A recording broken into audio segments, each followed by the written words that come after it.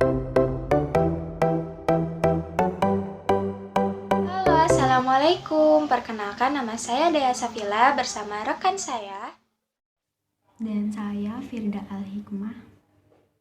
Dan saya Alifia Aziza. Pada kesempatan kali ini kami akan membahas mengenai konsep dasar akad syariah pada mata kuliah kontrak bisnis syariah. Kami berasal dari Institut Agama Islam Az-Zaitun Indonesia, Prodi Hukum Ekonomi Syariah semester 7 kelas A. Pada pembahasan materi kali ini, sub-sub materi yang akan kami bahas yaitu yang pertama, pengertian akad, yang kedua, asas-asas akad syariah, yang ketiga, pembentukan akad. Pembahasan yang pertama yaitu mengenai pengertian akad. Sebelumnya, dalam pandangan penulis, kontrak atau akad ini merupakan sinonim dari kata perjanjian, sehingga dapat diartikan sebagai peristiwa di mana seorang berjanji kepada orang lain atau di mana dua orang itu saling berjanji untuk melaksanakan suatu hal. Jadi maksudnya di sini yaitu dua orang atau lebih bersepakat dalam melaksanakan suatu hal. Bisa juga akad atau kontrak ini diartikan sebagai kesepakatan. Hukum kontrak di Indonesia masih menggunakan peraturan pemerintah Hindia Belanda yang terdapat dalam buku ketiga Kitab Undang-Undang Hukum Perdata, yaitu menurut pasal 1233 KUH Perdata menjelaskan perikatan lahir karena suatu persetujuan atau karena undang-undang. Di pasal 1313 KUH Perdata bahwa persetujuan merupakan suatu perbuatan di mana satu orang atau lebih mengikatkan dirinya terhadap satu orang lain atau lebih. Dalam Islam, kontrak berarti akad, berasal dari bahasa Arab yaitu aqada yang berarti mengikat atau dengan kata lain mengikat janji. Menurut istilah, kontrak atau akad adalah kesepakatan bersama, baik itu lisan, tulisan, antara dua pihak atau lebih, melalui ijab qabul yang memiliki ikatan hukum bagi semua pihak yang terlibat untuk melaksanakan apa yang menjadi kesepakatan bersama. Sedangkan pengertian akad menurut ahli hukum Islam, akad dapat diartikan secara umum dan khusus. Pengertian akad secara umum menurut Syafi'iyah, Malikiyah, dan Hanafiyah yang berarti segala sesuatu yang dikerjakan oleh seseorang berdasarkan keinginan sendiri, atau sesuatu yang pembentukannya membutuhkan keinginan dua orang seperti jual beli. Sementara dalam arti khusus diartikan sebagai perikatan yang ditetapkan dengan ijab qabul berdasarkan ketentuan syara. Rumusan akad di atas mengindikasikan bahwa akad terdiri dari adanya para pihak untuk mengikatkan diri tentang perbuatan yang akan dilakukan dalam satu hal tertentu. Kemudian, akad ini diwujudkan melalui yang pertama ijab dan qabul. Ijab di sini yaitu pernyataan pihak pertama mengenai isi perikatan yang diinginkan, sedangkan qabul adalah pernyataan pihak kedua untuk menerimanya. Nah, contohnya seperti jual beli. Pihak pertama menjual dan pihak kedua membeli dengan adanya pernyataan mengenai isi perikatan. Yang kedua, adanya kesesuaian dengan kehendak syariah. Maksudnya, wujud yang kedua ini adalah seluruh akad yang diperjanjikan oleh kedua pihak dianggap sah apabila sesuai dengan ketentuan hukum Islam. Nah, jadi apabila tidak sesuai dengan ketentuan hukum Islam, maka akad ini dikatakan tidak sah. Yang ketiga, adanya akibat hukum pada objek akad. Setiap transaksi memiliki akibat hukum masing-masing sesuai dengan jenis dan bentuknya. Seperti contohnya jual beli. Nah, akibat hukum dari jual beli ini adalah pemindahan kepemilikan dari satu pihak kepada pihak lain. Keberadaan suatu perjanjian atau yang saat ini lazim dikenal sebagai kontrak tidak terlepas dari terpenuhinya syarat-syarat mengenai sahnya suatu perjanjian atau kontrak. Seperti yang tercantum dalam pasal 1320 Kitab Undang-Undang Hukum Perdata antara lain sebagai berikut. Yang pertama, sepakat mereka yang mengingatkan dirinya. Maksudnya di sini yaitu dua orang atau lebih sepakat untuk melaksanakan perjanjian atau kontrak. Yang kedua, kecakapan untuk membuat suatu perikatan. Maksudnya, dua orang atau lebih atau seseorang yang melaksanakan akad ini harus cakap terhadap hukum.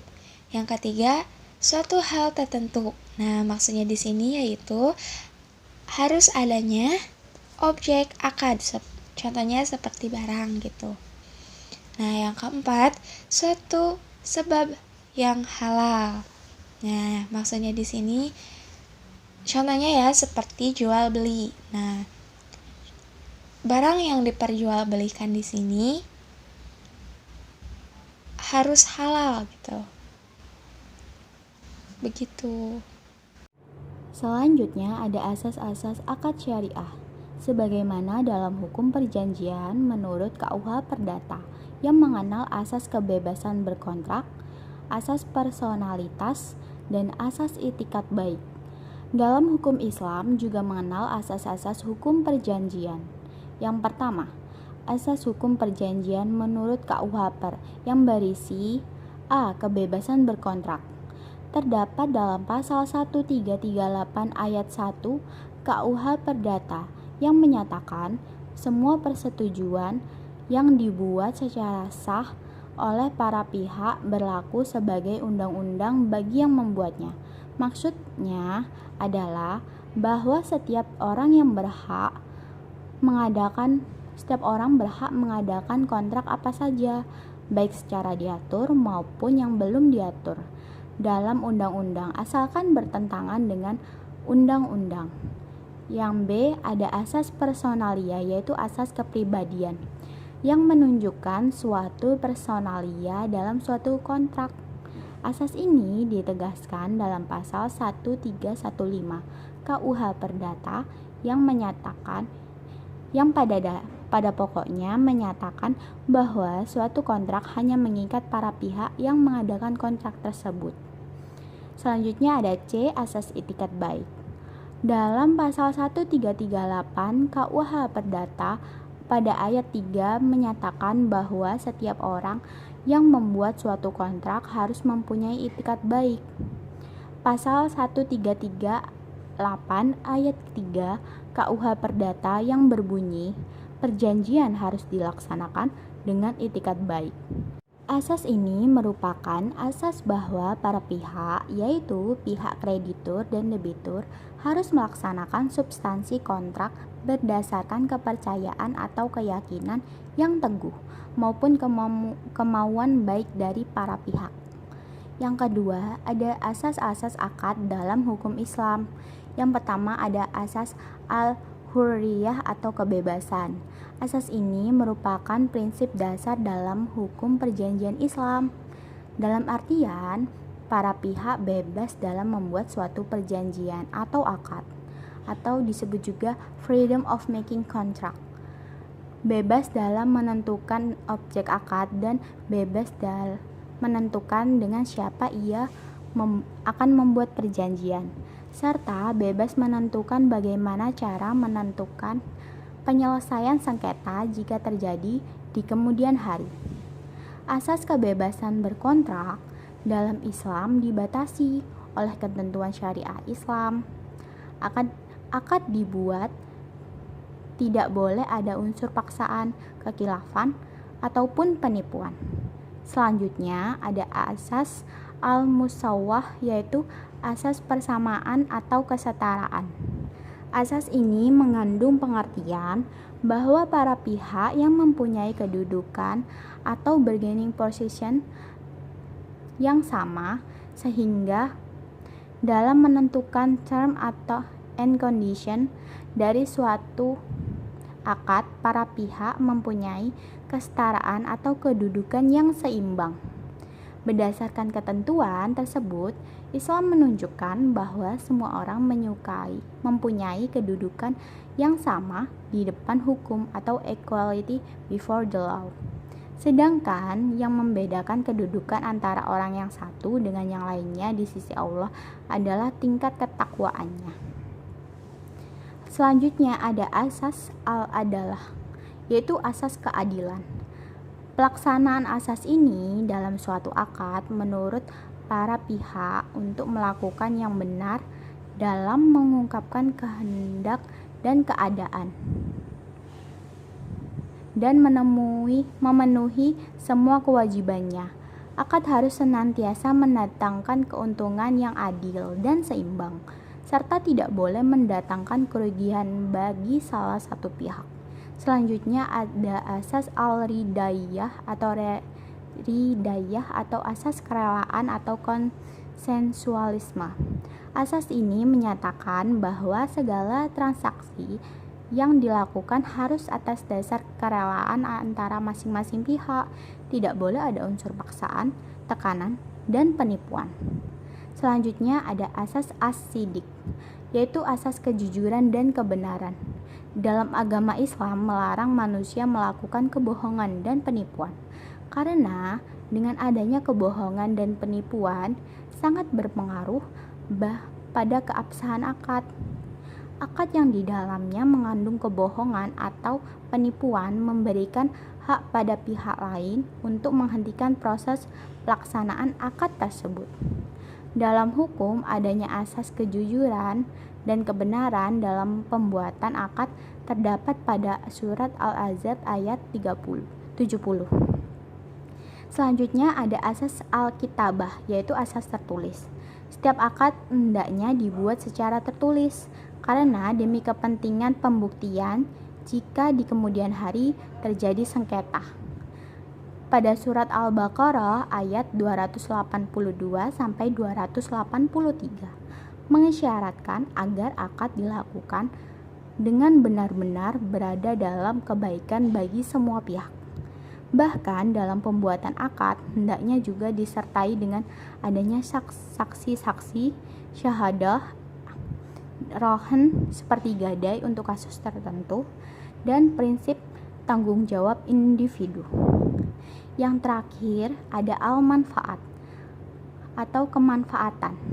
Asas manfaat maksudnya adalah bahwa akad yang dilakukan para pihak bersetujuan untuk mewujudkan kemahaslahatan bagi mereka yang tidak boleh menimbulkan kerugian atau mudarat atau keadaan yang memberatkan, seperti atau disebut juga musyaqqah. Kemanfaatan ini antara lain berkenan dengan objek akad.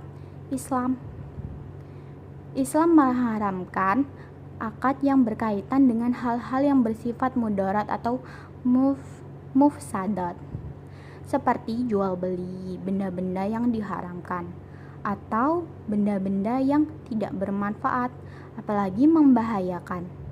Dengan kata lain, barang atau usaha yang dijadikan objek akad akan dibenarkan, yaitu halal dan baik atau thayyib. Selanjutnya akan dijelaskan oleh Alifia. Selanjutnya ada pembentukan akad. Akad yang terjadi dalam hukum Islam dibentuk oleh rukun dan syarat-syarat yang harus dilaksanakan oleh kedua belah pihak. Rukun akad adalah ijab dan kabul. Pembentukan akad dipenuhi oleh unsur-unsur sebagai berikut. Yang pertama, kesepakatan untuk mengikat diri atau sigat akad. Sigat akad adalah sesuatu yang disandarkan dari dua pihak yang berakad yang menunjukkan isi hati keduanya tentang terjadinya suatu akad yang ditunjukkan secara lisan, tulisan, perbuatan, dan isyarat. Unsur-unsur dimaksud disebut dengan ijab dan kabul. Selanjutnya, pernyataan kehendak berupa ijab dan kabul dalam hukum perjanjian Islam melalui A. Pernyataan kehendak dengan ucapan. B. Pernyataan kehendak melalui utusan dan tulisan. C. Pernyataan kehendak dengan isyarat. Yang kedua, ada subjek akad. Ijab dan kabul yang telah dibicarakan tidak mungkin terwujud tanpa adanya pihak-pihak yang melakukan akad. Oleh karena itu, pihak-pihak yang melakukan akad merupakan faktor utama pembentukan suatu perjanjian. A. Al-akid, orang yang akad. Al-akid adalah orang yang melakukan akad. B. Al-wilayah, kekuasaan. Al-wilayah artinya penguasaan terhadap urusan atau kemampuan pengurus dan penegakan perkara yang diperjanjikan. Yang ketiga, ada objek akad. Objek akad dapat berupa benda, manfaat benda, jasa atau pekerjaan, atau suatu yang lain yang tidak bertentangan dengan syariah.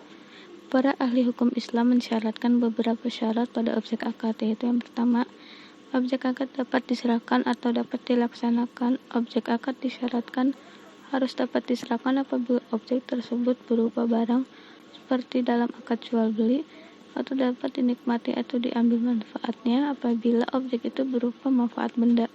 Yang kedua, objek akad harus tertentu atau dapat ditentukan oleh objek akad itu tertentu, artinya diketahui dengan jelas oleh para pihak sedemikian rupa sehingga tidak menimbulkan sengketa.